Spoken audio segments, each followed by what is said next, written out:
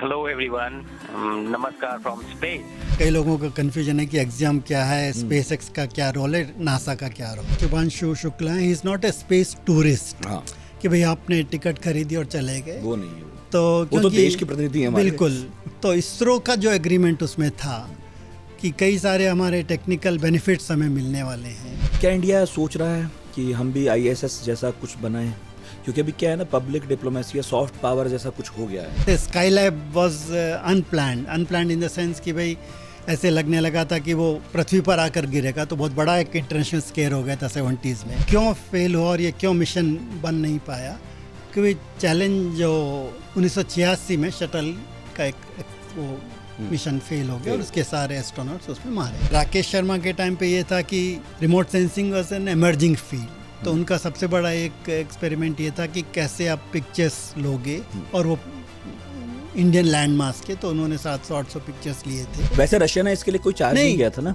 America वाले तो खुद ही प्राइवेट से काम करा रहे हैं, वो तो पैसे लेगा। Space x owned by Elon Musk है। अब एक आदमी के हाथ में कुछ बहुत ज़्यादा पावर आ जाती है तो वो उसका it goes into his head, तो वो अपने आप को बहुत बड़ा समझने लगता है। और ये बात अभी सामने आई जब दो सिर फिरे लोग भीड़ पड़े, ट्रम्प और एलॉन मस्क। हमने एक अलग ग्रह ही बसा दिया। बिल्कुल, छोटा मोटा घर है समझिए। हाँ। जिसमें 4-5 कमरे हैं, 3-4 हाँ। लैब्स बने हुए हैं। सर 40 साल क्यों लगे हमें राकेश शर्मा के बाद अब किसी को भेजने में? जबकि ये वाला शुभांशु वाला काम तो पहले भी हो सकता था, हमें अपना तो कुछ लगाना नहीं था। इनफैक्ट राकेश जी वाले में भी नहीं लगाया कुछ, हमने रशिया का ही साथ लिया था, तो फिर भी हमने 40 साल लिए।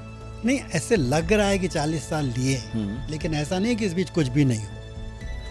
नहीं, पर्टिकुलरली इसमें कि कोई humans भारतीय अंतरिक्ष में जाए। बिल्कुल, उसके भी प्रयास किए गए हैं, लेकिन हम उनको भूल गए।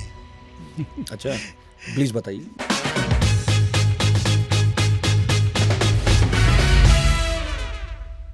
उन्नीस में राकेश शर्मा से जब प्रधानमंत्री इंदिरा गांधी ने पूछा था कि स्पेस से भारत कैसा दिखता है, तो उनका जवाब था सारे जहां से अच्छा। वो लम्हा भारत के स्पेस इतिहास में दर्ज हो गया, लेकिन उसके बाद 4 दशक तक भारत ने इंसानों को अंतरिक्ष में भेजने की कोई कोशिश नहीं की। अब फिर से इतने सालों बाद एक भारतीय दोबारा इंटरनेशनल स्पेस स्टेशन तक पहुंचा है, ग्रुप कैप्टन शुभांशु शुक्ला। ये उड़ान इसरो की नहीं थी, ये एक प्राइवेट अमेरिकी कंपनी है, एक्सियोम, उसका स्पेस मिशन है। मगर इसमें भारत की भागीदारी बहुत कुछ कहती है। ये सिर्फ एक तस्वीर नहीं थी जिसमें तिरंगा आईएसएस की खिड़की पर लहरा रहा था, ये भारत की वापसी थी उस यात्रा पर जो 40 साल पहले राकेश शर्मा ने शुरू की थी। अब गगनयान मिशन सामने है। इसरो की सबसे बड़ी चुनौती है अपने दम पर अंतरिक्ष में इंसानों को भेजना। क्या शुभांशु की उड़ान उस तैयारी का एक हिस्सा है? इंटरनेशनल स्पेस स्टेशन का भविष्य क्या होगा? इस रेस में कौन आगे है, कौन पीछे है? भारत कहां खड़ा है, चीन कहां खड़ा है? और सबसे अहम सवाल, भारत के लिए मिशन क्यों जरूरी है? ऐसे ही कई सवाल हैं जिनके जवाब आज हम तलाशने की कोशिश करेंगे, और इसमें हमारी मदद करेंगे हमारे पुराने guest, senior science journalist writer Dinesh C Sharma, यानी दिनेश चंद्र शर्मा। तो बहुत बहुत स्वागत है सर आपका। धन्यवाद। और 1 महीने में दूसरी बार मुलाकात हो रही है हमारी। सौभाग्य है देश का, दुनिया का, कि एक बड़ा मिशन हो रहा है और लोगों की नज़र है उस पर। ये कुछ लम्हे हैं जिसमें दुनिया एक हो जाती है ना, हमारे सबके कंसर्न एक जैसे हो जाते हैं। तो जब हम ये पॉडकास्ट रिकॉर्ड कर रहे हैं, इसके 2-3 घंटे बाद अब ये डॉकिंग की जो प्रक्रिया है वो शुरू होगी। उस पर सब नज़र रखेंगे और सबकी शुभकामनाएं हैं कि सफलतापूर्वक हो जाए। पर पहला सवाल मेरे जहन में फिर यही आ रहा है कि प्रक्रिया होती क्या है, कितनी महत्वपूर्ण है, और सुरक्षित हो इसके लिए क्या क्या उपाय होते हैं सर?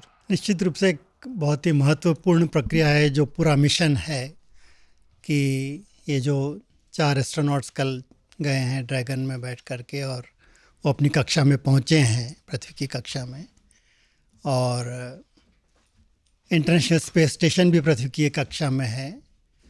लेकिन अगर एक मिशन को सक्सेसफुल होना है और उसके कुछ जो साइंटिफिक ऑब्जेक्टिव्स हैं उन्हें पूरा करना है, तो उसके लिए इस कैप्सूल को जा कर के आईएसएस से जुड़ना है। उसको हम मोटे तौर पे डॉकिंग कह सकते हैं। लेकिन एक बहुत ही जटिल प्रक्रिया होती है, क्योंकि आप ये सोचिए कि ये जो यान है जिसमें 4 लोग बैठे हैं, और अभी दोपहर में वो उन्होंने वहाँ से बातचीत भी की कि वो अच्छी तरह से हैं, तो ये यान की गति समझिए लगभग 27,000 किलोमीटर प्रति घंटा की रफ्तार से वो घूम रहा है पृथ्वी की कक्षा में। पहले एक लोअर ऑर्बिट में था 200 किलोमीटर की ऑल्टीट्यूड पे, अब उसको ऊपर करके करेक्शंस करके उसको लगभग 400 किलोमीटर की ऑर्बिट में उसको स्थापित किया गया है। और जो इंटरनेशनल स्पेस स्टेशन है वह भी लगभग उसी ऑर्बिट में है 400 किलोमीटर की। अच्छा। और वो भी उसकी गति भी लगभग उतनी ही है। तो ये आप सोचिए कि एक ऑब्जेक्ट्स हैं 400 किलोमीटर की एक ऑर्बिट में घूम रहे हैं और उनकी गति इतनी तेज़ है और उनको आपस में जुड़ना है, तो उसको डॉकिंग कहते हैं। तो वो कैसे किया जाए? तो इसमें यह है कि ISS की गति को कम नहीं किया जाएगा, लेकिन धीरे धीरे जो यान है ड्रैगन जिसमें बैठ कर गए हैं ये लोग, उसकी गति को कम करके और धीरे धीरे उनको पास लाया जाएगा, मतलब थ्रू जो हमारे मिशन कंट्रोल ह्यूस्टन में होते हैं वहाँ से ये सारी प्रक्रिया होती है और कंट्रोल्स इनके हाथ में भी होते हैं, बट लेकिन मोस्ट ऑफ द प्रोसेस जो ह्यूस्टन से होती है मिशन कंट्रोल से। तो इनको पास लाया जाएगा और इसमें जो ऑन बोर्ड रॉकेट्स छोटे छोटे जो बूस्टर्स होते हैं, अब स्पीड कम कैसे की जाए उसके लिए भी बूस्टर्स होते हैं ताकि वो स्पीड उसको पीछे खींचे और उसकी स्पीड कम हो। तो इस तरह से उनको पास लाया जाएगा। और जो पोर्ट्स बने हुए हैं स्पेस स्टेशन में कैसे ये जुड़ेगा, तो उसके लिए समझिए पोर्ट बने हुए, वहाँ पर जाके इसकी इतनी स्पीड कम हो जाएगी कि वो उसको डॉक कर जाएगा। तो ये सारी प्रक्रिया डॉकिंग है, उसमें कई घंटे भी लग सकते हैं। और मतलब ये हमेशा होता है जब भी एक यान जाता है, जो प्रक्रिया नॉर्मल है, फिर अनडॉक होकर के वो वापस आ जाते हैं। तो ये एक प्रक्रिया है, लेकिन बहुत ही टेक्निकली चैलेंजिंग प्रक्रिया होती है। लेकिन ऐसी बात नहीं कि पहली बार हो रही है, हमेशा होती रही है। जब भी कोई जाता है तो यही प्रक्रिया होती है। और डॉकिंग होने के बाद मतलब ये यान जुड़ जाता है, समझिए गोला एक सॉफ्ट अटैचमेंट होता है मैग्नेट्स के थ्रू, और फिर हार्ड अटैचमेंट होता है, क्लैम्प्स जुड़ जाते हैं। और कुछ देर बाद जब दोनों का प्रेशर वगैरह चेक किया जाता है तो अंदर जो डोर्स होते हैं वो खुलते हैं और वो उसमें निकल जाते हैं और फिर वापस इसको यान को बंद कर दिया जाता है।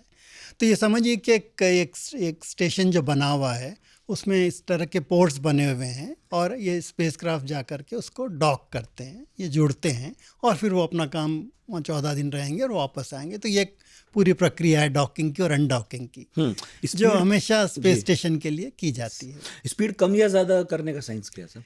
नहीं, अगर आप भी सोचिए कि इतनी हाई स्पीड से वो टकरा जाएं तो उसका खतरा हो सकता है। कैसे तेज करते हैं स्पीड इनकी, कम कैसे करते हैं? हाँ, तो उसमें जो जैसा कि मैंने कहा कि इसमें ड्रैगन में बूस्टर्स लगे हुए हैं, उसमें भी ऑन बोर्ड फ्यूल होता है और उनको कैलिब्रेट करके वो स्पीड कम ज़्यादा की जाती है।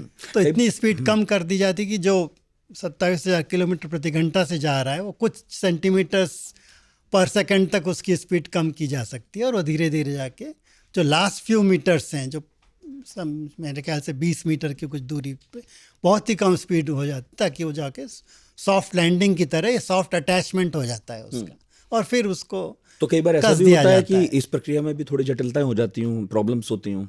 नहीं, अभी तक ऐसा नहीं हुआ है, लेकिन जब निश्चित रूप से ये नहीं कहा जा सकता कि जो प्लानिंग में अगर कुछ कमी रह गई तो कुछ देरी हो सकती है कि भाई मिस कर गए या जो भी है, बट ऐसा आज तक हुआ नहीं कि ये डॉकिंग में कोई समस्या आई है। इसके बाद क्या होगा सर उसका ड्रैगन का? ये तो इसमें चले जाएंगे ISS में। नहीं, ड्रैगन वहीं पर रुका रहेगा, उसके वहीं पे उसमें अटैच पोर्ट जो बना हुआ है उसके घूमता रहेगा।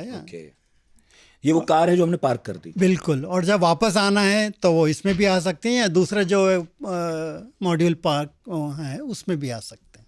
क्या वहाँ जैसे और कि भी पार्क है? सुनीता विलियम्स जिस मॉड्यूल में गई थी और वो डॉक हुआ था, लेकिन वो वापस उस मॉड्यूल में नहीं आई ना, दूसरे मॉड्यूल से आई, तो वो भी एक फैसिलिटी होती है। वो नष्ट हो जाते हैं? नहीं, ये मॉड्यूल तो रहेंगे ना, ये वापस आप उसमें आओगे, उसमें जो बूस्टर लगे हुए हैं उनके फिर उनको एक्टिवेट किया जाएगा और उसी प्रक्रिया से आप वापस आओ। नहीं, तो मैं ये पूछ रहा था कि जैसे ड्रैगन जैसे यान जाते हैं जी, कुछ वक्त के साथ अटैचमेंट में रहते होंगे, फिर किसी को अगर वहां से लौटना है वो उसमें बैठ के लौटते हैं। बिल्कुल, तो ये इस तरह उनका बार बार आना और जाना लगा रहता है। बिल्कुल, और ये जब वापस पृथ्वी की कक्षा में आएगा तो समुद्र में उसका गिरते हैं। गिरता है। हाँ। और उसको रोकने की भी एक प्रक्रिया होती है कि भाई एकदम स्पीड से न गिरे। उसमें एक दूसरी टाइप की जटिलता होती है, क्योंकि जब भी कोई यान एटमॉस्फेयर में री एंटर करता है तब उससे काफ़ी खतरा होता है, क्योंकि वहाँ तो ऊपर तो स्पेस में वैक्यूम है, लेकिन जब री एंट्री होती है तो उसमें काफ़ी ड्रैग होता है और काफ़ी टेम्परेचर उसकी बढ़ जाता है। तो अब मतलब ये समझिए कि एक आग का गोला बन जाता है। तो उसके लिए इस यान को तैयार रहना पड़ता है, उसके आउटर लेयर्स को या जो भी उसकी प्रक्रिया है, तो उसको काफ़ी मजबूत उस तरीके से बनाया जाता है कि वो हज़ारों डिग्री सेंटीग्रेड टेम्परेचर को भी वो सह सके। और जब वो वापस री एंट्री जिसको कहते हैं एटमॉस्फेयर में री एंटर करता है, और फिर उसमें आपने देखा होगा कि जो टेस्ट में है कि बहुत बड़े बड़े पैराशूट्स आ जाते हैं, तो वो उसको स्पीड को कम करने के लिए और फिर वो स्प्लैश डाउन करता है। ये सारे मतलब ये पता होता कि कहाँ होगा, किस क्षेत्र में होगा, ये सारी प्लानिंग की जाती है। तो ये पूरी जाने की और आने की प्रक्रिया है, ये समझिए 14 दिन वहाँ रहेंगे और फिर वापस इस तरह आएंगे। तो जब ये गिरता है उस यान को, जैसे ड्रैगन जैसे यान जो भी होगा, उसको ये लोग रख लेते होंगे अपने साथ, समुद्र में वो रहता है और वहाँ से उसको लेकर साथ ले आते हैं। ओके, फिर से उसको अपना देखना, समझना, सब ठीक करना, एंड फिर अगले मिशन के लिए तैयार करना। तो मैं तो ये देख रहा हूँ जो ले जा रहा है और ला रहा है वो उसकी तो ज्यादा जटिलताएं उसमें। बिल्कुल आईएसएस तो फिर भी कम जटिल लगता है मुझे। तो अगर आप देखना चाहते हैं कि एक यान कैसा होता है, तो एक दिल्ली में उसका रखा हुआ है जो राकेश शर्मा ने यूज, जिसमें वो वापस आए थे। वो सोवियत संघ ने भारत को एक गिफ्ट कर दिया था और वो नेहरू प्लानिटोरियम में रखा हुआ है। ओके। जिस कैप्सूल में वो वापस आए थे वो वहाँ पर रखा हुआ, मेरे ख्याल से अभी भी उपलब्ध होगा, जाना चाहिए बिल्कुल। तो प्रक्रिया आने और जाने की फिर मैं ये समझूं कि पिछले 40, 50, 60 साल से एक जैसी है। बिल्कुल एक जैसी है, लेकिन उसमें तकनीकी रूप से कई उसमें बदलाव आए हैं, इम्प्रूवमेंट्स हुए हैं, टेक्नोलॉजीज जो अंदर लगी है वो काफ़ी बदली हैं। लेकिन फर्क क्या है सर? फिर इसमें ये सवाल जोड़ देता हूँ कि राकेश शर्मा वाले मिशन में और अब शुभांशु शुक्ला वाले मिशन में कितना फर्क है और कितने एक जैसे हैं? नहीं, एक जैसे हैं अगर हम समझें कि मोड ऑफ लॉन्च वही है। रॉकेट में जाते हैं, सबसे ऊपर मॉड्यूल होता है और वो एक पृथ्वी के कक्षा में जाते हैं और उसके बाद डॉकिंग होती है, और उसी तरह से वो वापस भी आए थे। लेकिन जैसा कि मैंने कहा कि टेक्नोलॉजीज़ बदल चुकी हैं, और जैसे हम कह सकते हैं कि अभी जो मॉड्यूल गया है that is more comfortable. Communication technologies बदल गई हैं ताकि वो हम मॉड्यूल से भी बातचीत कर पा रहे हैं, जो हमने वीडियोस देखे हैं आज की जो बातचीत है। तो इस तरह से कई उसमें मोर हॉस्पिटेबल हम कह सकते हैं कि उसमें रहने की अच्छी सुविधा है।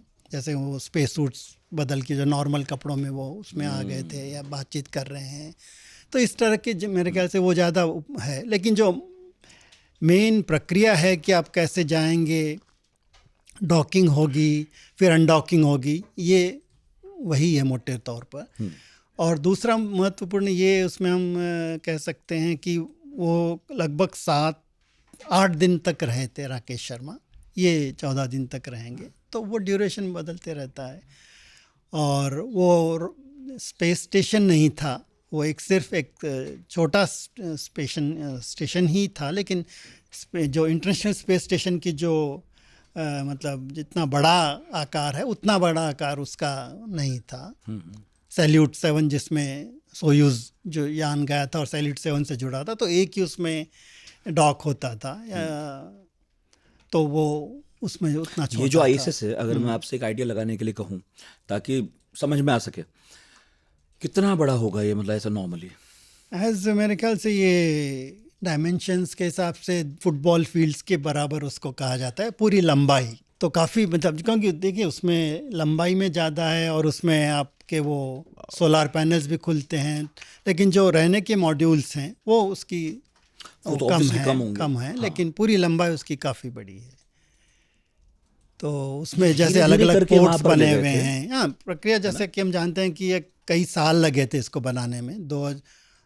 मेरे ख्याल से लगभग 2000 में ये प्रक्रिया शुरू हो गई थी और बनते बनते 2005-2007 बन हो गया था। ताजमहल बन रहा है पूरा। तो धीरे धीरे एक एक मॉड्यूल उसको जोड़ के, जैसे ब्लॉक्स बनाते हैं बच्चों के खेलने के, उसको एक एक ब्लॉक जोड़ते गए और उसमें प्रक्रिया। अभी भी ऐसा कहीं हो रहा है? मतलब चाइना तो कर ही रहा, हो ही गया। चाइना ने जो अपनी स्टेशन बनाई उसमें भी लगभग बनाने की जो विधि है वो यही है कि धीरे धीरे मॉड्यूल्स उन्होंने जोड़े हैं, लेकिन वो बहुत छोटा है। जैसे मेरे ख्याल से उसमें शायद 3 ही एस्ट्रोनॉट्स को रहने की व्यवस्था है। यहाँ पे जैसे 8 से 10 भी रह सकते हैं। पीक जो उनका टर्म होता है कि कई बार जैसे सुनीता विलियम्स रुक गई थी तो उसमें हमें 7-8 लोग थे, तो कैपेसिटी उसकी ज़्यादा है। और जो चाइना का है उसमें 3 ही एस्ट्रोनॉट्स है, तो साइज़ छोटा है। लेकिन अलग अलग जो टेक्नोलॉजी है, देखिए स्पेस में यही है कि हम एक दूसरे से सीखते हैं। ऐसा नहीं कि अब भेजने की प्रक्रिया कोई नई हो गई या डॉकिंग की जो प्रक्रिया है नहीं हो गई, उसमें एक दूसरे से सीख के वही हम उसको फॉलो कर रहे हैं। अगर जब भारत भी बनाएगा स्टेशन, अंतरिक्ष स्टेशन अपनी बनाने की जैसे योजना, तो वो भी वैसे ही करेगा। और या जो दूसरा ISS के बाद स्टेशन अगर कोई बनेगा तो उसमें भी इसी तरह जोड़ कर बनाया जाएगा। जो आप सर बता रहे थे राकेश शर्मा वाला, वो छोटा था जिसमें वो रह रहे थे, स्पेस स्टेशन ही था। क्या वो अभी भी अंतरिक्ष में है या वो नष्ट हो गया है?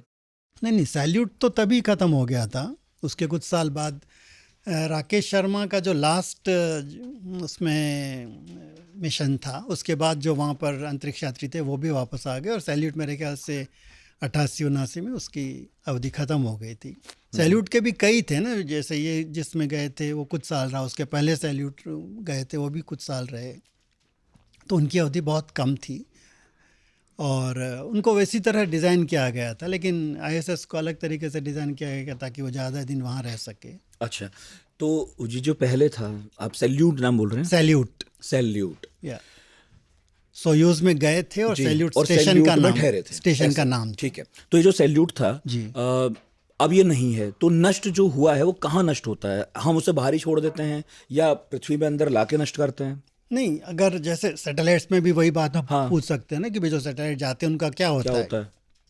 तो अगर वो मतलब किसी कारणवश आउट ऑफ ऑर्बिट हो गए तो फिर वो एक स्पेस डेब्री बन जाते हैं। फिर तो हमने वहाँ कूड़ा फेंक दिया। बिल्कुल, जिसकी बड़ी चिंता भी होने लगी थी कुछ दिनों पहले कि अंतरिक्ष में बहुत बड़ी बात प्रदूषण में कर रहे हैं। यस, तो स्पेस डेब्रीज भी बन जाते हैं और फिर दूसरी जब यान जानते हैं उनसे टकराने का खतरा भी रहता है। लेकिन जो प्लान्ड उनके होते हैं, डी ऑर्बिटिंग जिसको कहते हैं कि वे धीरे धीरे उसकी ऑर्बिट, जैसे हम 400 किलोमीटर तक उनको ले गए ना ऑर्बिट में, तो उसी तरह डी ऑर्बिटिंग की भी प्रक्रिया होती है। तो ताकि उनको डी ऑर्बिट करके ऐसी जगह पे उनको पृथ्वी में री एंट्री करवाई जाती है जहाँ पर वो समुद्र में जाके गिर सके। तो जो प्लान होते हैं जिनको डी कमिश्निंग, वो इस तरीके से होती है।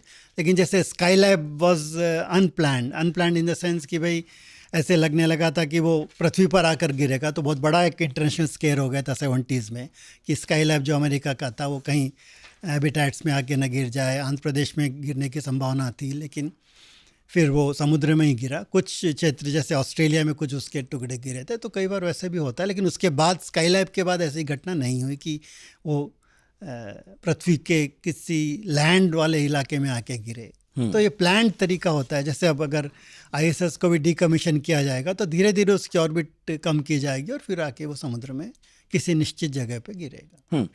ISS की तो बात होगी, एक रशियन है ज़्वेज़दा,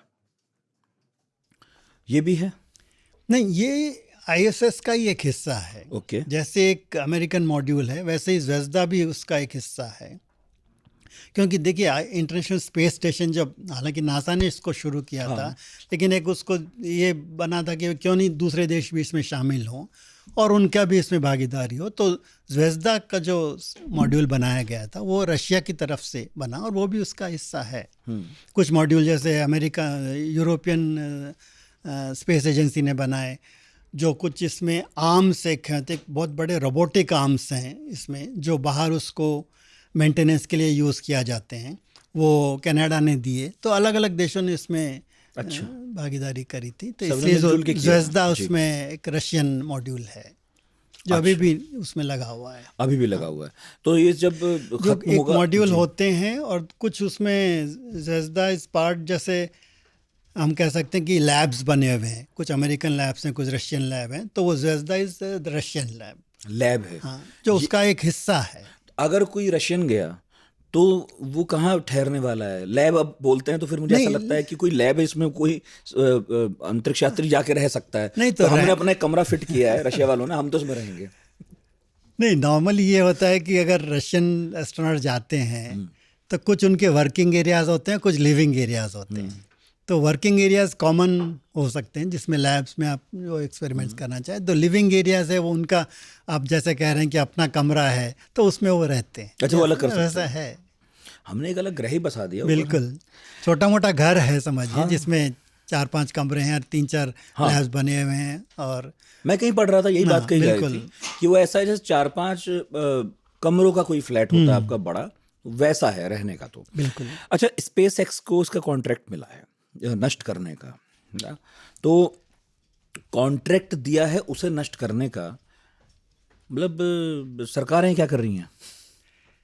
नहीं, देखिए, एक बड़ा बदलाव नासा की तरफ से कुछ साल पहले इनिशिएट किया गया था, जब ये स्पेस शटल का जो प्रोग्राम उनका ख़त्म हो गया था कि भाई जो इंटरनेशनल स्पेस स्टेशन है वहाँ पे लोग रहेंगे तो कैसे वहाँ पे हम भेजेंगे और कैसे उनको वापस लाएंगे। तो ये कॉन्ट्रैक्ट उन्होंने प्राइवेट कंपनीज को देना शुरू किया। सोयूज़ अभी भी चल रहा है। अगर रशियंस भेजते हैं तो वो सोयूज़ में ही भेजते हैं, उनकी रशियन एजेंसी का ही है। लेकिन यहाँ पे इन्होंने स्पेस एक्स को कॉन्ट्रैक्ट दिया कि भाई आप ये स्पेस ट्रांसपोर्टेशन सिस्टम जिसको कहते हैं उसकी जिम्मेदारी उनको दी गई। लेकिन ऐसा नहीं कि भाई उनके पास टेक्नोलॉजी थी और उन्होंने इसको ले लिया। नासा ने उनको बहुत सारा टेक्निकल हेल्प दी और को डेवलपमेंट किया कि भाई आप हमारे साथ आइए, आप डेवलप कीजिए, हम आपकी सहायता करें। प्राइवेट पार्टनरशिप, PPP हम जैसे इंडिया में कह सकते हैं, वैसे हुआ। तो कई बिलियन डॉलर्स के उनको कॉन्ट्रैक्ट दिए गए। तो इस तरह उनका ये रोल पिछले 10-15 साल में हुआ कि भाई आप स्पेस ट्रांसपोर्टेशन सिस्टम एक तरह से नासा ने आउटसोर्स कर दिया, लेकिन it's with their help and with their subsidy, ये हम कह सकते हैं। और भी कंपनी जैसे बोइंग भी उसमें ट्रांसपोर्टेशन करता है। जैसे ह्यूमंस का वो जिसमें सुनीता विलियम्स गई थी उसमें कुछ इश्यूज आ गए थे, लेकिन कार्गो के लिए दूसरे कंपनीज भी हैं जो सिर्फ कार्गो लेके जाते हैं। एक्सियोम स्पेस कंपनी जो अभी है, जो जिसमें गए हैं, और जिसकी हम बात करें स्पेस एक्स, ये सब सर प्राइवेट पार्टनर्स हैं। दुनिया में ये समझ कब विकसित हुई और क्या इंडिया में भी होने लगा है कि ये सरकारी काम नहीं है, बल्कि इसमें प्राइवेट प्लेयर्स को इन्वॉल्व करना चाहिए, इनकी ट्रेनिंग होनी चाहिए, ये पैसा लगा सकते हैं, मे बी ये बेहतर ढंग से लोगों को ट्रेन कर सकते हैं, पता नहीं मुझे, मतलब ऐसा कहना तो फिर ये भी है कि या तो सरकार इंटरेस्ट लेना बंद कर चुकी है कि हमारा काम नहीं, अब आप करो, या सरकारें मान चुकी हैं, सरकारें दुनिया की, कि हम उतने भी काबिल नहीं हैं, आप लोग ज़्यादा काबिल हो, आप कर लो। हुआ क्या है ये हमें पता नहीं चला एक्चुअली। हमें अभी 2-4-5 साल से पता चला है कि स्पेस में भी आपने प्राइवेट पे दे दिया है मामला। नहीं, देखिए, ये जो मिशन है, कई लोगों का कन्फ्यूजन है कि एक्सियम क्या है, स्पेस एक्स का क्या रोल है, नासा का क्या रोल है। तो एक ट्राईपार्टाइट एग्रीमेंट है जिसमें स्पेस ट्रांसपोर्टेशन की जिम्मेदारी स्पेस एक्स के पास है, क्योंकि ड्रैगन और जो फाल्कन रॉकेट जिसमें गए हैं वो that is owned by space x, उसके लिए उनको पैसा दिया जाता है। और जो स्पेस इंफ्रास्ट्रक्चर है वो उसकी जिम्मेदारी एक्सियम की है अभी, कि भाई उनका जैसे ट्रेनिंग फैसिलिटी थी या स्पेस सूट्स एक बहुत बड़ा उसका हिस्सा होता है वो डेवलप करना, और इस तरह जो स्पेस इंफ्रास्ट्रक्चर की है वो जिम्मेदारी एक्सियम के पास है। तो एक्सियम और स्पेस एक्स ने मिलके ये मिशन किया है, लेकिन मिशन जा रहा है ISS के जुड़ने के लिए, और वो है नासा के पास। तो नासा का भी इसमें बिल्कुल हिस्सा रहेगा। और क्योंकि दूसरे देशों का भी इसमें मामला है तो डिप्लोमेटिक जो इश्यूज थे वो नासा ने हैंडल करे। तो हमारा जो एग्रीमेंट था वो नासा के साथ था, लेकिन उसके बाद जो फ्लाइट एग्रीमेंट था दैट वाज विथ एक्सियम। तो तीनों चारों जो इसके पार्टनर्स हैं उन सब का अलग अलग रोल है। एक्सियम का अलग रोल है इसमें, स्पेस एक्स का अलग है और नासा का अलग है, ये हमें समझना होगा। लेकिन आप ये पूछ रहे हैं कि ये हुआ कैसे। देखिए, अमेरिका एक कैपिटलिस्ट कंट्री है, जब वो समझते हैं कि प्राइवेट सेक्टर हर चीज़ कर सकता है। तो ऐसा नहीं कि all of a sudden space x बन गया। वहाँ पे एक बहुत बड़ा एरोस्पेस इंडस्ट्री कई सालों से चली आ रही है।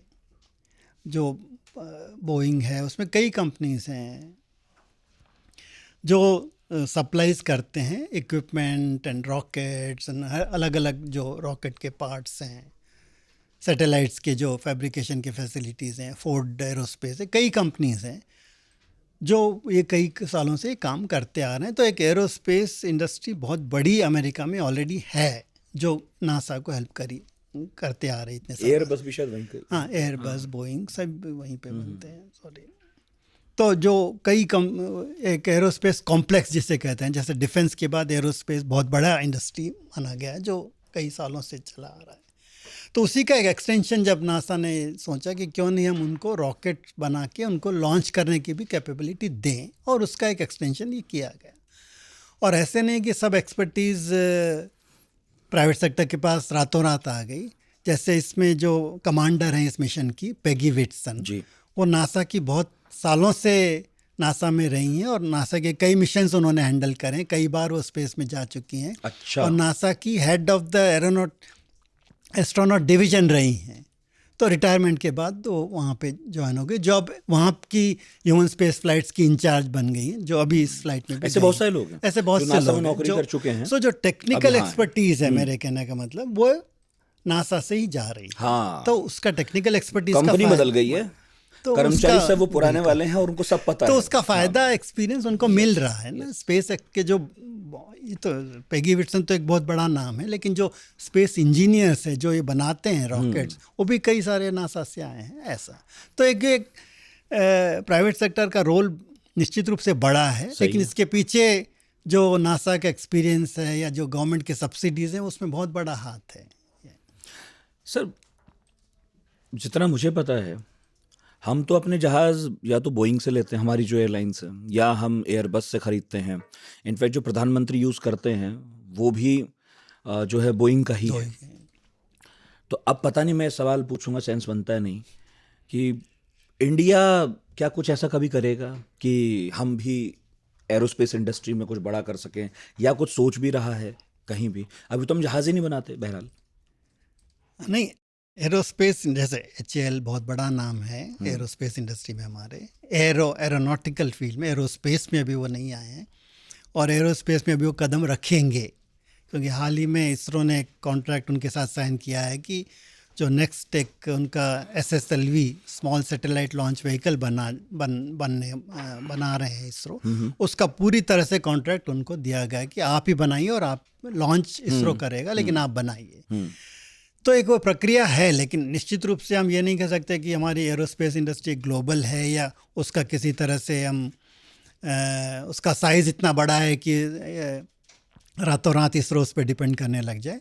लेकिन छोटे तौर पे, जैसे कि हम छोटे स्केल पे ये काम हो रहा है। जैसे कई प्राइवेट सेक्टर स्मॉल जो स्टार्टअप्स आए हैं कुछ पिछले 8-10 साल में, छोटे रॉकेट बना रहे हैं। कई कंपनीज़ हैं जो सैटेलाइट्स फैब्रिकेट कर रही हैं और बाहर एक्सपोर्ट भी कर रही हैं। तो धीरे धीरे वो सेक्टर डेवलप हो रहा है। लेकिन ये मैं नहीं समझता कि रातों रात या अभी कुछ सालों में ऐसा हो जाएगा कि हम SpaceX की तरह प्राइवेट सेक्टर पूरी तरह से लॉन्च करने लग जाए और इसरो उन पे डिपेंडेंट हो जाए। लेकिन एक शायद प्रक्रिया शुरू हो चुकी है और उसमें कुछ समय लगेगा, क्योंकि उसमें बहुत बड़ा इन्वेस्टमेंट चाहिए। सबसे बड़ा कैसे कमाते हैं? सबसे बड़ा है कि इसमें इन्वेस्टमेंट चाहिए। जैसे वो अभी चार्ज कर रहे हैं 550 कितनी है टिकट भाई उसकी, जो हमने खरीदी है शुभांशु जी के लिए? $65 मिलियन की टिकट है। तो सिर्फ यही नहीं, मतलब और भी प्रक्रियाएं होती हैं, जैसे कमाते हैं नॉलेज उनको ट्रांसफ़र कर सकते हैं। जैसे कई कंपनीज के साथ जॉइंट वेंचर्स करते हैं। कोई देश अगर अपना सैटेलाइट बनाना चाह रहे तो उसमें हेल्प कर सकते हैं ना, इस टाइप से उसको चार्ज करते हैं। हाँ, बिल्कुल, वो कमर्शियल एग्रीमेंट्स होते हैं। लेकिन इसमें जाने की जो है, इसमें निश्चित रूप से एक कॉस्टली अफेयर होता है कि वहीं आप किसी को वहाँ ले जाओ, ट्रेनिंग दो, सही में। और ये तो इसमें ये फ़र्क है कि हालांकि हम पैसा दे रहे हैं, लेकिन ये एक जो शुभांशु शुक्ला है, he is not a space tourist. हाँ, कि भाई आपने टिकट खरीदी और चले गए, वो नहीं है। वो तो देश के प्रतिनिधि हैं हमारे। बिल्कुल। तो इसरो का जो एग्रीमेंट उसमें था कि कई सारे हमारे टेक्निकल बेनिफिट्स हमें मिलने वाले हैं। कि एक तो एक डायरेक्ट एक्सपीरियंस मिलेगा कि किस तरह से ये सारी प्रक्रियाएं होती हैं, और नॉलेज उनको मिलेगा। इस piloting the mission, commander Peggy Whitson है, इनको पायलट कहा गया है। बिकॉज बाकी जो 2 यात्री हैं, एक पोलैंड के और दूसरे हंगरी के, they are basically engineer, they are not pilots like Shubhanshu Shukla, और वो टेक्निकली क्वालिफाइड हैं, और तो वो साइंटिफिक एक्सपेरिमेंट्स वगैरह कर रहे हैं, तो इसलिए इनको दर्जा दिया गया कि आप पायलट कर सकें। तो उसका जो एक्सपीरियंस है, निश्चित रूप से जब गगनयान आगे जाएगा तो उसमें इसका हमें फायदा मिलेगा। इन 14 दिन में तो क्या क्या करेंगे शुभांशु शुक्ला, और राकेश शर्मा ने क्या किया था सर 7 दिन में? हाँ, राकेश शर्मा, देखिए जब स्पेस में जाते हैं तो खाली जाना आना, खैर वो भी एक एक्सपीरियंस ही है, लेकिन टच करके भी आ गए तो ठीक है। वहाँ पर रहोगे तो कुछ न कुछ करोगे, तो इसके लिए कुछ एक्सपेरिमेंट्स डिज़ाइन किए जाते हैं। और एक्सपेरिमेंट्स जैसे राकेश शर्मा के टाइम पे ये था कि तब remote sensing was an emerging field, तो उनका सबसे बड़ा एक एक्सपेरिमेंट ये था कि कैसे आप पिक्चर्स लोगे, और वो इंडियन लैंड मास के, तो उन्होंने 700-800 पिक्चर्स लिए थे अलग अलग। जब भी देखिए, ये एक जो स्पेस स्टेशन है हर 90 मिनट में पृथ्वी की एक परिक्रमा कर रहा है, तो बार बार आप उसी क्षेत्र में जा रहे हैं, तो आप फोटोज़ उस टाइप से उसमें फोटोग्राफी कर सकते हैं। तो ये राकेश शर्मा ने किया था।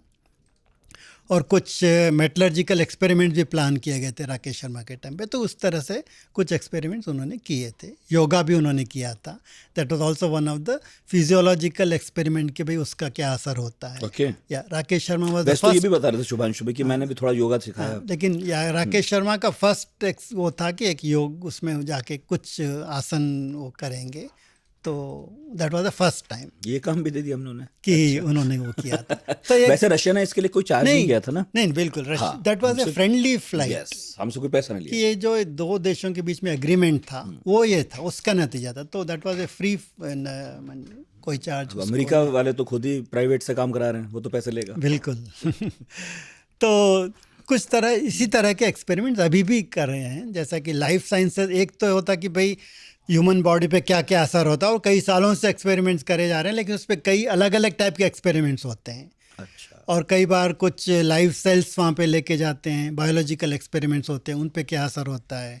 मेटलर्जिकल कुछ एक्सपेरिमेंट्स होते हैं, क्योंकि उगा वहाँ पे नहीं उगा, तो क्या कुछ चीज़ें उग सकती है, बिल्कुल, तो कुछ उग सकता है नहीं, तो अगर उग सकता है क्या उसमें सेम अमाउंट ऑफ न्यूट्रिएंट्स होंगे। इस टाइप के कई एक्सपेरिमेंट्स होते हैं जो लाइफ सपोर्ट सिस्टम कैसे डेवलप हो, और एक जो नॉलेज अभी तक बिल्डअप हो रही है उसी में ऐड करते हैं। ऐसा नहीं कि हम शुरू से एक एक्सपेरिमेंट कर रहे हैं, तो जो नॉलेज है लिविंग इन स्पेस की, ह्यूमन बॉडी पे क्या असर होगा, क्या हम और वहाँ कुछ कर सकते हैं, क्या कुछ ऐसी मेडिसिन है जो वहाँ बनाई जा सकती हैं, because gravity is a big force on earth ना, तो अगर ग्रेविटी के एब्सेंस में क्या कुछ बदल सकते हैं, तो उस टाइप के एक्सपेरिमेंट्स तो इन्होंने करे हैं।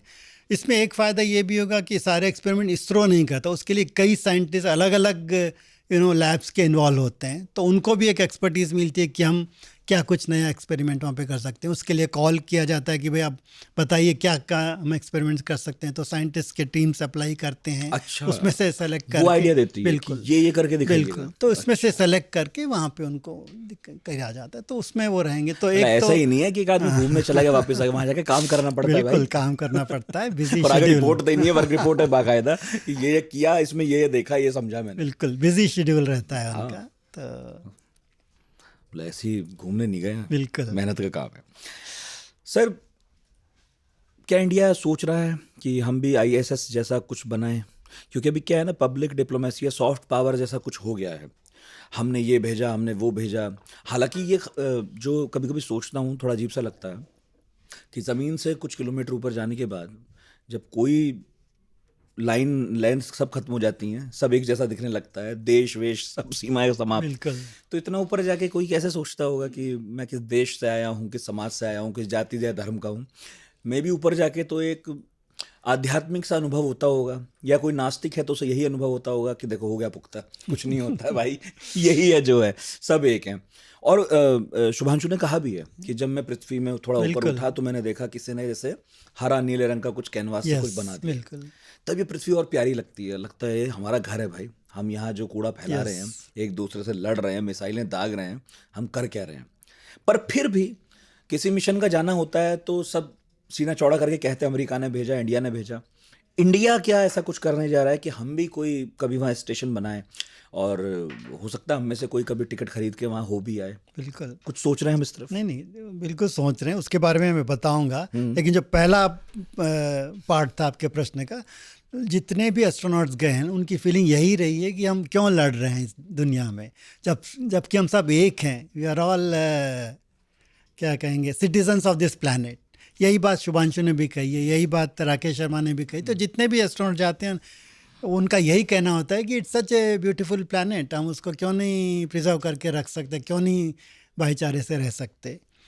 और इसमें भी देखिए सॉफ्ट डिप्लोमेसी की, सॉफ्ट पावर या डिप्लोमेसी की बात आती है तो हालांकि ये प्राइवेट मिशन है, जिसको एग्जाम 4 का प्राइवेट मिशन है, लेकिन इसमें भी एक डिप्लोमेटिक एक मैसेज है। और वो कह भी रहे हैं कि जो 3 देशों के इसमें यात्री गए हैं, एक भारत, हंगरी और पोलैंड, और ये तीनों देश, it is a return to space उसका नाम दिया गया है। मतलब ये 1984 के बाद इन तीनों देशों ने किसी ने भी नहीं भेजा था। और इन तीनों जो पहले इन तीनों देशों से पहले यात्री गए थे वो सब सोवियत संघ की ओर से गए थे।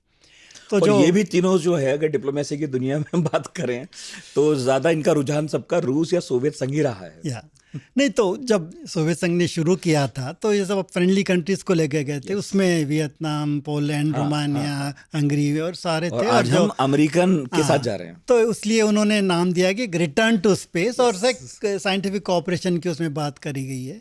तो निश्चित रूप से space is A common resource, उसको कैसे एक्सप्लॉइट करें। एट द सेम टाइम ये एक नेशनल प्राइड का इशू है, हर देश के लिए है मेरे ख्याल से, कि एक हमारा सिटीज़न या हम में से एक वहाँ पर जा रहा है। तो निश्चित रूप से वो भी बात है। तो दोनों, एक तरफ हम बात करते हैं कि इट्स ए ग्लोबल रिसोर्स, दूसरी तरफ एक नेशनल प्राइड, तो दोनों उसमें है और ये मैसेज इसमें जा रहा है। तो दूसरा पार्ट आपका ये था कि क्या भारत एक स्पेस स्टेशन बनाने जा रहा है। एक योजना अनाउंस की गई कुछ 2-3 साल पहले कि भारतीय अंतरिक्ष स्टेशन 2035 तक स्थापित होगा। 35 तक? हाँ, और उसकी प्रक्रिया क्या, 2000 एक सेकंड में रोक के पूछ रहा हूँ। स्थापित होगा तो ये हो गया कि स्थापित हो गया। अभी हम आपसे ये बात कर ही रहे थे, पहले भी किया था कि छोटे हिस्से जाके जुड़ते हैं और तब स्थापित होते हैं। बिल्कुल। तो छोटे हिस्से भेजना कब से शुरू होगा? नहीं, उसकी प्रक्रिया भी शुरू होगी ना, जैसे 2027 का है, लेकिन मेरे विचार से मुझे नहीं लगता कि 2027 तक वो शुरू होगा, लेकिन 27-28 तक वो शुरू हो सकता है कि जो टुकड़े भेजने जाएं। इसीलिए जो डॉकिंग का एक्सपेरिमेंट्स अभी इसरो कर रहा है, इट इज़ फॉर दैट। एक एक्सपेरिमेंट हो चुका है और अभी इसरो ने अनाउंस किया कि दूसरा भी डॉकिंग का एक्सपेरिमेंट करने जा रहे हैं, क्योंकि डॉकिंग के बिना आप स्पेस स्टेशन नहीं बना सकते। तो डॉकिंग भी एक टेक्नोलॉजिकल कैपेबिलिटी है जो हमें हासिल करनी होगी। तो एक एक्सपेरिमेंट हमने किया है, एक और करने जा रहे हैं, हो सकता है और भी करने पड़े, तभी हम स्टेशन बना पाएंगे ना। कि भाई एक आपने हिस्सा छोड़ दिया, वो पृथ्वी की कक्षा में घूम रहा है, जब तक आप दूसरा उससे जोड़ोगे नहीं, उसका कैसे पूरा स्टेशन बना। यहाँ नट बोल्ट नहीं जुड़ रहा है आसानी से, आप कहाँ तो इसीलिए डॉकिंग जरूरी है। वो उसके लिए अभी तैयारी चल रही है। एक प्लान बना है, हो सकता है 35 तक नहीं 40 तक बने या उसमें कुछ, लेकिन शुरू कर चुके हैं। लेकिन एक परिकल्पना है और उसकी ओर काम कर रहे हैं। सर 40 साल क्यों लगे हमें राकेश शर्मा के बाद अब किसी को भेजने में, जबकि ये वाला शुभांशु वाला काम तो पहले भी हो सकता था, हमें अपना तो कुछ लगाना नहीं था।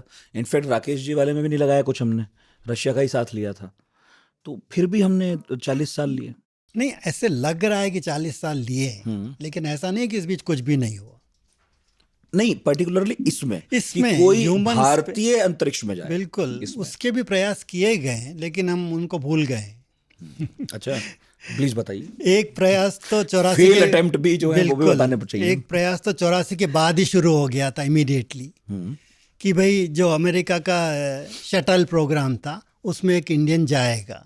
ये इंडिया और अमेरिका की एक एग्रीमेंट तब भी हो गया था कि 1985-86 में एक भारतीय जाएगा, तब की बात है। और 2 भारतीयों का सिलेक्शन भी हो गया था, और ये दोनों इसरो के वैज्ञानिक थे। आई डोंट थिंक कि आज के जनरेशन में किसी को पता भी है कि ऐसा भी हुआ था। हाँ, मतलब जाते जाते तो बिल्कुल। तो इनके नाम थे पी राधाकृष्णन और NC भट्ट। जो राकेश शर्मा जब गए थे तब उसकी जिम्मेदारी इंडियन एयरफोर्स के पास थी, तो बिल्कुल। पायलट्स को सेलेक्ट किया गया था। लेकिन ये जो शटल में जाने वाले थे वो एक साइंटिफिक मिशन था। उनको था कि एक सैटेलाइट, हम इनसैट वाला जो सैटेलाइट है वो हम शटल के थ्रू लॉन्च करेंगे, रॉकेट के थ्रू नहीं। जब उसको शटल के कार्गो में ले जाया जाएगा और वहाँ से उसको उसकी कक्षा में स्थापित किया जाएगा, ये योजना थी। और उसके लिए एक पेलोड स्पेशलिस्ट चाहिए था, तो 2 लोगों को सेलेक्ट किया गया था, मिस्टर भट्ट और राधाकृष्णन जी। ये दोनों इसरो के साइंटिस्ट थे। उन्होंने कॉल इसरो में दी थी और सिलेक्शन हुआ था, मेडिकल टेस्ट हुए थे, साइकोलॉजिकल टेस्ट हुआ था। और सिलेक्शन कमेटी में नेचुरली कौन था? राकेश शर्मा थे। 3 मेंबर्स की कमेटी थी, तो एक में उसमें U.R. राव इसरो के चेयरमैन थे, दूसरा राकेश शर्मा थे और एक नासा के एस्ट्रोनॉट थे, नाम भूल रहा हूँ मैं। ये 3 लोगों की सिलेक्शन कमेटी थी। ये 2 को सेलेक्ट किया गया, भट्ट, और फिर उनको अमेरिका भेजा भी गया था, जो जॉनसन स्पेस सेंटर है वहाँ पे उनकी लगभग 1 साल ट्रेनिंग हुई थी। उसके पहले इंडिया में भी जो इंस्टीट्यूट ऑफ एविएशन मेडिसिन, जिसमें राकेश शर्मा की इनिशियल ट्रेनिंग हुई थी, वहाँ पे हुई थी। और फिर एयरफोर्स ने भी उनको ट्रेनिंग दी थी, क्योंकि दोनों पायलट नहीं थे। तो उनको ये था कि भाई जो सॉर्टीज़ में उनको लेके जाते थे और मतलब ऑल्टीट्यूड कम कर दिया जाता था, एक्रोबैटिक्स करते थे, ताकि वो एक उसको यूज टू हो जाए, तो माहौल बने। तो इसलिए उनको इस तरह से ट्रेनिंग दी गई थी। और ये जॉनसन स्पेस सेंटर में ट्रेनिंग के लिए दोनों गए थे और 1 साल वहाँ पे, लगभग 1 साल इनकी ट्रेनिंग चली थी। लेकिन ये क्यों फेल हुआ और ये क्यों मिशन बन नहीं पाया? क्योंकि चैलेंज जो 1986 में शटल का एक वो मिशन फेल हो गया और उसके सारे एस्ट्रोनॉट्स उसमें मारे गए। तो उसके बाद नासा ने ये डिसाइड किया कि हम जो foreign satellite, that was a commercial agreement, हम नासा को पैसा दे रहे थे। हाँ। तो जो कमर्शियल एग्रीमेंट है तो हम उनको अभी नहीं ले जाएंगे। तो 1986 के बाद वो प्रोग्राम ख़त्म हो गया। तो ये पहला अटेम्प्ट था कि हम जाना चाह रहे थे, ट्रेनिंग भी हो चुकी थी। अभी मेरी उनसे बात हुई थी राधाकृष्णन जी से, तो इसे I am a still born astronaut, मतलब मेरी ट्रेनिंग हो गई, मैं सारा वहाँ पे चला गया, सबसे मिल लिया, सब कुछ हो गया, but I could not go to space. And Bhatt भी थे दोनों। ये भी ख्वाब के टूटने ऐसा होता है। बिल्कुल। तो बहुत सारे लोग इंतजार में रहते होंगे कि हमारा नंबर आएगा, हम जाएंगे, और वो किसी कारण से रुक जाता होगा। नहीं, तो अभी वाले मिशन में भी 2 लोग हैं, एक बैकअप में भी है ना, प्रशांत नायर जी। तो अगर इन केस क्वारंटाइन में कुछ हो जाए या एनी इवेंचुअलिटी, तो उनको भी उसी तरह से ट्रेनिंग दी जाती है जैसे राकेश के साथ रविश को दी गई थी वैसे। तो तब भी राधाकृष्ण और भट्ट दोनों भी को भी ट्रेनिंग दी गई थी, लेकिन अनफॉर्चुनेटली दोनों भी नहीं जा सके। सोच रहा हूँ कितना मुश्किल होता होगा किसी साइंटिस्ट के लिए ये ट्रेनिंग करना कि भाई वहाँ जाके ऐसे एक्रोबैटिक और ये सब भी होगा, और किसी एयरफोर्स के आदमी को ये समझाना कि यार ये वाले प्रयोग कर लेना जरूर है ना। सारी लिस्ट दे दी है दोनों तो हाँ, दोनों बिल्कुल अलग काम है और आप एक साथ सबको नहीं भेज सकते हो। तो चुनना, ये प्रक्रिया कितनी मुश्किल है, किसे चुने? साइकोलॉजिकल टेस्ट होते हैं, मेडिकल टेस्ट होते हैं और रेस्क्यू के टेस्ट होते हैं। जैसे एक टेस्ट वो बता रहे थे राधाकृष्णन की, तब था, अब भी उसी तरह से ना, जैसे आपको एक किसी छोटे से मॉड्यूल में रख दिया जाता है, इतना ही, जिसमें आप बैठ सकते हो, और उसको बहुत भारी स्पीड से सेंट्रीफ्यूज की तरह घुमाया जाता है और कई जगह आपको ड्रॉप कर दिया जाता है बिल्कुल अंधेरे में, तो ताकि रेस्क्यू के लिए भी आप तैयार रहें। और कुछ ट्रेनिंग पूल में भी होती है, वाटर पूल में भी, ताकि आप, तो इस टाइप की कई टाइप की ट्रेनिंग। तो ये पहला अटेम्प्ट था, वो जो तभी 80 के दशक में ही था, ख़त्म हो गया। उसके बाद जब नासा ने रिज्यूम किया कि भाई फॉरेनर्स को ले जाने के लिए, तब फिर शटल में भी प्रॉब्लम्स आने लगे और फिर ISS की तैयारी शुरू हो गई। तो 90s में, लेकिन 90s में हम क्यों नहीं मूव कर पाए कि हमारे चैलेंजेस दूसरे थे। जैसे हमारा रॉकेट में प्रॉब्लम्स आ रहे थे, GSLV बनने में प्रॉब्लम आ रहे थे, और डिप्लोमेटिकली हम अमेरिका के साथ उतने अच्छे संबंध नहीं थे। तो 90s में तो हम सोने गिरवी रख रहे थे। तो ये प्रॉब्लम आई थी कि उसकी वजह से हम उसमें नहीं पढ़ पाए। मतलब मैं ये ऐसे टोक के बोला क्योंकि कई बार हम ना बहुत आइसोलेशन में देखते हैं, लेकिन हमें ये समझ में आना चाहिए कि डिप्लोमेसी भी होती है, पूरा अर्थशास्त्र शामिल होता है, तो सब कुछ जब माहौल अनुकूल हो तब एक ऐसी चीज होती है, तो बहुत ही मुश्किल बात है। और दूसरा अटेम्प्ट हुआ था 2013 में। अटेम्प्ट कहेंगे या it was just a proposal. एक MOU साइन हुआ था रशिया के साथ कि एक ह्यूमन स्पेस की हम ट्रेनिंग देंगे और हम आपके सोयूज़ में भी, जिस तरह आईएसएस में अमेरिका ले जाता है, सोयूज़ भी एक उसको भी एक कमर्शियल उन्होंने अब उसको कन्वर्ट कर दिया, वो भी फ्रेंडली कंट्रीज़ को लेके जाते हैं और एक फॉर ए फ़ी।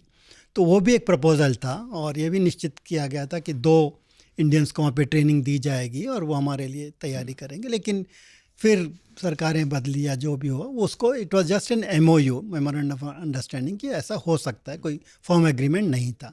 तो ये 2 अटेम्प्ट इतने 40 साल में हुए हैं और फिर बाद में 2008 और चंद्रयान और दूसरे प्रायोरिटीज़ बदलते रहे और फिर ये इसकी भी तैयारी, ह्यूमन स्पेस मिशन की भी तैयारी काफ़ी सालों से चल रही है ना भाई। ह्यूमन स्पेस फ्लाइट का प्रपोजल जब इसरो से आया, तब भी जब 2017 में अनाउंस हुआ कि वे 2022 तक छोड़ेंगे, वो नहीं हो पाया। तो फिर ये लगा कि क्यों नहीं हम ISS की एक अपॉर्चुनिटी उसको ले। दैट्स और वो शाश्वत प्रश्न ये भी कि आदमी वहाँ जाके करेगा क्या, जो होना है हो चुका, बिना आदमी के जाए भी काम हो ही रहा है। बिल्कुल। तो वो अच्छा सर, अभी जो हम नाम ले रहे हैं, बहुत सारे देशों के नाम लिए हमने, खासकर अमेरिका का, सोवियत यूनियन का, जो अब रशिया है, लेकिन इंडिया का जब भी जिक्र होता है तो चाइना के साथ कंपटीशन मानते हैं। चाइना इसमें कितनी आगे जा चुका है और क्या कोई सूरत है जिसमें इंडिया और चाइना दोनों मिलकर इस मामले में कोई सहयोग कर रहे हैं? नहीं, अभी सेकंड क्वेश्चन फर्स्ट, अभी कोई एग्रीमेंट चाइना के साथ नहीं है, चाइना अमेरिका के साथ भी नहीं है, वो अपना अकेला वो कर रहे हैं, खुद कर रहे हैं। तो ह्यूमन स्पेस उनके फ्लाइट जा चुके हैं और स्पेस स्टेशन पे भी उनके बनना शुरू हो गया और अब उनका है कि नेक्स्ट हम मून पे लैंड करेंगे। So they are at least 10-15 years ahead of us, ऐसा माना जाता है इन टर्म्स ऑफ माइलस्टोन्स। अगर हम देखें कि अभी हम ये करेंगे वो करेंगे, तो उसमें काफ़ी आगे हैं। तो ह्यूमन स्पेस फ्लाइट उनका एक्सपीरियंस ऑलरेडी वो ले चुके हैं। और तो कोऑपरेशन की तो खैर अभी तक कोई बात नहीं। अगर हो सके तो अच्छी बात है ना। अगर स्पेस स्टेशन का बनाने का क्या है, क्यों बना रहे हैं हम, ठीक है ISS ख़त्म हो रहा है तो we need another space station, तो ठीक है, अगर चाइनीज़ बना रहे हैं तो बनाए, क्यों नहीं उसको एक एज ए इंटरनेशनल जैसे अमेरिका ने खोल दिया सबके लिए, प्रोजेक्ट कर सकते हैं, तो क्यों नहीं। मेरे ख्याल से, मेरा पर्सनल मानना है ऐसा होना चाहिए, लेकिन ऐसा है नहीं, क्योंकि फिर उसमें एक स्पेस सुप्रीमेसी की बात आती है। जैसे आपने डिप्लोमेसी की बात करी, तो उसमें स्पेस सुप्रीमेसी की बात आती है कि भाई after all it's a technological power. Yes. तो इसीलिए भारत ने भी फिर अपना अनाउंस किया कि हम भारतीय अंतरिक्ष स्टेशन बनाएंगे। अंतरिक्ष पूरी जो कहानी है ये तो प्रतिस्पर्धा से ही शुरू हुई थी। बिल्कुल भाई, कोल्ड वॉर में जब अमेरिका ने देखा कि भाई युद्ध तो हो नहीं सकते, सोवियत यूनियन भी सोच रहा था, तो कैसे बताएं, तो कभी ओलंपिक में आप झगड़ लिए एक दूसरे से, ऐसी अब ये था कि भाई पहले कौन जाएगा। तो पर ये एक अच्छी स्पर्धा थी शायद, जिसके चलते इंसानियत को अभी तक तो कम से कम फायदा ही हुआ है। आगे चलकर हम चांद पे जमीनों के लिए लड़ने लगे, वो एक अलग बात है। फिलहाल तो ठीक है। एशिया में कोई ऐसी ताकत, क्योंकि हम देख रहे हैं जापान या कोरिया टेक्नोलॉजी में तो शानदार हैं, क्या इस तरफ भी कुछ करते हैं?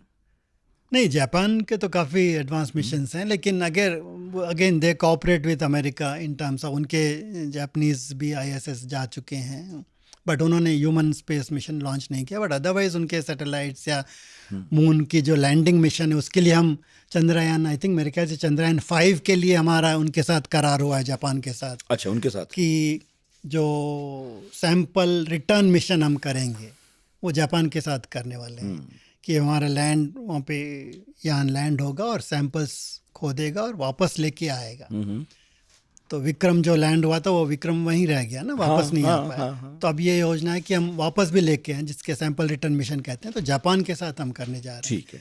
तो कॉपरेशन भी है कई जगह, जैसे अमेरिका भी इंडिया के साथ कॉपरेट करता है। बहुत बड़ा सैटेलाइट उनका हम लॉन्च करने जा रहे हैं इस साल, निसार, जो जिसकी कीमत थी $500 million है, तो वो इसरो लॉन्च करने जा रहा है। एग्जैक्टली, मुझे आपकी बात से याद आया, ये भी तो होने लगा था ना कि हम जा रहे थे और बाकियों की भी ले जाते थे, तो रुपया पैसा कुछ ले लिया हमने।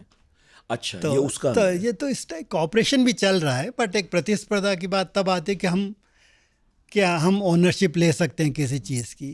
लेकिन जैसे अभी प्राइवेट सेक्टर की बात आ रही है कि एक्सियम, नेक्स्ट स्टेशन एक्सियम बनाएगा, और अमेरिका भी चाह रहा है कि वापस हम चंद्रमा पर भी पहुँचें, तो क्या उसमें प्राइवेट सेक्टर का रोल होगा। लेकिन इस एक बात इसमें हाल ही की बात है, उससे कुछ लोगों को लगा कि भाई इसमें हमें फिर से सोचना चाहिए या इसमें एक कॉशियसली इसमें मामले में आगे जाना चाहिए। क्योंकि जब space x owned by Elon Musk हैं और जब एक आदमी के हाथ में कुछ बहुत ज़्यादा पावर आ जाती है तो वो उसका it goes into his head, तो वो अपने आप को बहुत बड़ा समझने लगता है। और ये बात अभी सामने आई जब दो सिरफिरे लोग भीड़ पड़े, ट्रंप और एलॉन मस्क। तो जब इन दोनों का झगड़ा चल रहा था तो एलॉन मस्क ने कहा कि मैं ड्रैगन को डीकमीशन कर दूंगा। भाई ड्रैगन जो स्पेस जाने की जो स्पेस ट्रांसपोर्टेशन सिस्टम है, ये हमारे इनके जाने के पहले की बात है, तो हमें भी लगा कि अरे ये क्या होने लगा है। तो कुछ घंटों तक लगा, क्योंकि ट्विटर पे उन्होंने लिख दिया कि मैं डीकमीशन करने जा रहा हूँ, क्योंकि उसमें ट्रंप ने उस पर उनको कहा कि आपके कॉन्ट्रैक्ट्स जो हैं $22 बिलियन के कॉन्ट्रैक्ट है वो मैं ख़त्म कर दूंगा। तो उन्होंने कहा कि मैं तो प्राइवेट सेक्टर के हाथ में क्या इतना पावर होना चाहिए कि सरकारें वो कुछ नहीं कर पाती, कि नासा कुछ नहीं कर पाता। तो नो डाउट एग्रीमेंट है, वो लिटिगेशन में जाता। डीकमीशनिंग कोई आसान नहीं है, एक कमर्शियल एग्रीमेंट है ना भी नासा का उनके साथ। बट एक जो खतरा है प्राइवेट सेक्टर के हाथ में इतना ज़्यादा पावर होना, वो मेरे ख्याल से नेशनल स्पेस एजेंसीज को इसके बारे में सोचना पड़ेगा कि भाई क्या हम सही दिशा में जा रहे हैं या हम प्राइवेट पर पीपीपी में ही रहें या कुछ और उसके आगे ओनरशिप भी उनके हाथ में दें। ये एक बहुत बड़ा प्रश्न जो हाल ही में उभर के आया है। बिल्कुल। मेरे आखिरी एक दो सवाल है सर। एक तो ये भी कि शुभांशु शुक्ला को जाना तो पहले था, लेट हो गया, अब गए। इस देरी से बाकी लोग क्या सीख सकते हैं, बाकी एजेंसियां क्या सीख सकती हैं? नहीं, मेरे ख्याल से इस टाइप की देरी होना बहुत नॉर्मल है। उसका सबसे बड़ा एग्जांपल अभी हमने देखा ही था, सुनीता विलियम्स गई थी। तो टेक्निकल इश्यूज आते हैं और ये इससे यही सीख सकते हैं कि space is a risky business और there is no room for any failure और any nothing to be overlooked, no that kind of. वो एक है स्पेस में, वो हमेशा बना रहेगा। हालांकि फाल्कन के इतने फ्लाइट्स हो चुके हैं, ISS पे इतनी बार डॉकिंग हो चुकी है, लेकिन एक सबसे बड़ा काम जो जब ये यात्री जाते हैं तो उनका होता है कि ISS मेंटेनेंस। देखिए मोटा मोटा उनका ये होता है कि 3 काम करने होते हैं। जो स्टेशन बना हुआ उसकी एक मेंटेनेंस की प्रक्रिया भी होती है, उसमें शामिल होते हैं। दूसरा होता है कि एक्सपेरिमेंट्स करते हैं और दूसरा होता है कि ह्यूमंस के क्या असर होगा, उसमें ये शामिल होते हैं। तो उसमें तो ISS मेंटेनेंस भी बहुत बड़ा काम है। पहले डिले हुआ कि जो लॉन्च में रॉकेट में कुछ इश्यूज आने लगे थे, फिर डिले हुआ ISS की भी जो डॉकिंग होनी वहाँ पे कुछ इश्यू आने लगे। तो ये कांस्टेंट प्रक्रिया, मेरे ख्याल से इसमें कोई नई बात नहीं है, पहले भी हुए हैं और इसमें कभी आप ये नहीं कह सकते कि ज़ीरो मेंटेनेंस इशू आएंगे, दैट विल कम। बट इसमें यही है कि किस तरह से उसको हैंडल किया जाए। जैसा कि इसरो ने कहा कि we are not just paying agency, but हम उसमें पार्टनर भी थे, क्योंकि इसरो के चेयरमैन इतने दिन वहाँ थे। अगला सवाल था, टेक्निकल इश्यूज में वो इन्वॉल्व भी थे वहाँ पे, कि हमारा इन्वॉल्वमेंट कितना है। क्योंकि कुंदन ने जब बताया था, मतलब कुंदन ही सवाल बना रहा था, तो ये वाली बात थी कि ये ज़रूर पूछा जाए कि हमारा इस बार गेस्ट अपीयरेंस है या फिर हम इम्पोर्टेंट पार्टनर के तौर पे भी देखे जा रहे हैं। नहीं, इसमें मेरे ख्याल से इट्स नॉट, जैसा कि मैंने कहा कि एक टूरिस्ट के तौर पर इसरो नहीं गए, मतलब शुभांशु नहीं गए। निश्चित रूप से एक देखिए नॉलेज ट्रांसफ़र भी होगा ना उनको। इतने उनको ये पहले तो ट्रेंड होके रशिया से ही आ गए थे, चारों को, हमारे चारों जो एस्ट्रोनॉट से उनको रशिया में ट्रेन किया गया था, लेकिन ये एक मिशन स्पेसिफिक ट्रेनिंग यहाँ पे दी गई। तो ट्रेनिंग का अगर वो 2 जगह ट्रेन होके आ रहे हैं तो उनको ये पता है कि किस तरह से ट्रेनिंग दी जाती है, तो वो एक नॉलेज मिलेगा। किस तरह से मिशन की तैयारी की जाती है ये नॉलेज मिलेगा, और कैसे हैंडल कर सकते हैं एक ह्यूमन प्रेजेंस, कैसे उसमें आप चैलेंजेस आ रहे हैं, या सो वो एक्सपीरियंशियल इनपुट जो होगा वो इसरो के गगनयान में जाएगा। तो जिसको हम डॉक्यूमेंट नहीं कर सकते, but it will be with him, he will be able to transfer that knowledge. वो है।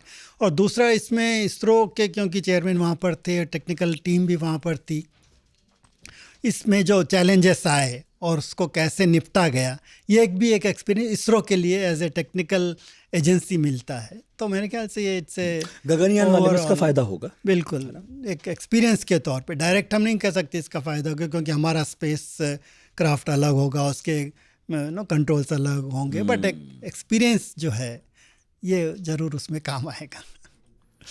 ठीक है सर, बहुत बहुत शुक्रिया। मुझे लगता है कम इस टॉपिक पर तो हमने जो है बात पिछली बार थोड़ा सा छुआ था, बट अब मौका था, आज तो खास मौका है। उम्मीद है जब ये पॉडकास्ट आप लोग देख रहे होंगे तब तक सब शुभ शुभ हो चुका हो। बिल्कुल। आखिर में कुछ जोड़ना चाहते हैं तो प्लीज। नहीं, यही मैं चाहूँगा कि लोग देखिए, राकेश शर्मा और आपने डिफरेंस पूछा। Rakesh Sharma flight took place when there was no social media. Yes. आज की जो फ्लाइट इनकी जा रही है, तब हम इतने मीडिया से कनेक्टेड हैं कि आपको मिनट मिनट के अपडेट आ रहे हैं, उनसे बातचीत की जो क्या एक्सपीरियंस हो रहा है लोगों को वो देखने को मिल रहा है। सो एक जो साइंस के बारे में लोगों की जो रुचि है, मेरे ख्याल से वो बढ़ेगी। और इंजीनियरिंग के क्या चैलेंजेस आ रहे हैं, कुछ लोग जब आप उसमें कमेंट्स देखते तो लोग टेक्निकल क्वेश्चन पूछते हैं, उत्सुकता बढ़ती है। जब ये राकेश शर्मा गए थे, आई थिंक इनका जन्म राकेश शर्मा की फ़्लाइट के बाद हुआ है, 39 ईयर्स के हैं तो बाद ही हुआ। तो ही सेड कि I have grown with his image in the mind. देख रहे होंगे। हाँ, अभी तो राकेश जी भी देख रहे हैं। बिल्कुल, उन्होंने कल दिया भी था, संदेश भी दिया था अपना उसके पहले। तो ये जो सोशल मीडिया और मीडिया में जो एक्सपोजर है, उसकी वजह से लोगों में उत्सुकता बढ़ेगी, कनेक्ट होंगे लोग। हो सकता है कई लोगों को प्रेरणा भी मिले, क्योंकि जब स्पुतनिक गया था तो उसको देख के कई लोगों को प्रेरणा मिली थी कि फिजिकली आप आकाश में देख पा रहे हो, तो वो उससे लोगों को और ऐसे कई एग्जांपल्स हैं। हाल ही में मैं एक मूवी देख रहा था, October sky, I think you can recommend it आपके व्यूअर्स के लिए। सही। तो एक जो बच्चा है स्पुतनिक को देख रहा है अमेरिका के किसी छोटे से गांव में, and he is son of a coal miner. तो बिल्कुल ये कोल वाले सिटी में ही है और कुछ भी वहाँ पे फैसिलिटीज़ नहीं है, बट उसको उसमें प्रेरणा जगी कि क्यों नहीं मैं एक रॉकेट भी बनाऊँ। और अल्टीमेटली वो छोटे मोटे रॉकेट बनाता भी है और नासा में then he becomes an engineer. तो एक उसकी बायोपिक है। तो कैसे वो स्पुतनिक को देखने से उसको प्रेरणा मिली और वो आगे जाके उसमें शामिल हो। इसी तरह से हो सकता है जो आज शुभांशु मिश्रा को शुक्ला को देख रहे हैं, लोगों को उनसे एक जागरूकता बढ़ेगी, एक प्रेरणा मिलेगी कि हम भी कुछ कर सकते हैं।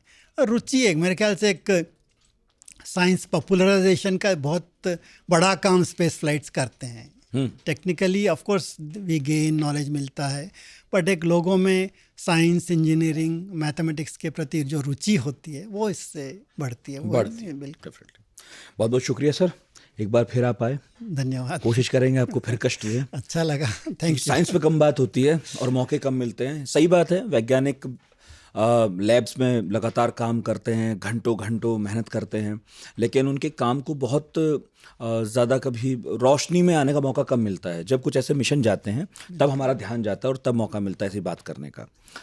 शुभांशु शुक्ला ने कहा है कि उन्हें उम्मीद है कि 1.5 अरब भारतीय जो हैं उनके ज़रिए इस यात्रा को देखेंगे। हम देख रहे हैं, उम्मीद करते हैं वो जो भी लिस्ट लेकर गए हैं सारे टिक लगे और सुरक्षित वापस लौटें। Thank you so much sir, और आपका भी शुक्रिया इतने धैर्य से सुना। बाकी कमेंट बॉक्स खाली है, इंतजार कर रहा है आपके कमेंट्स का। लिखिए, बताइए आप क्या सोच रहे हैं इस मिशन के बारे में। अगले हफ्ते फिर मिलते हैं। Thank you.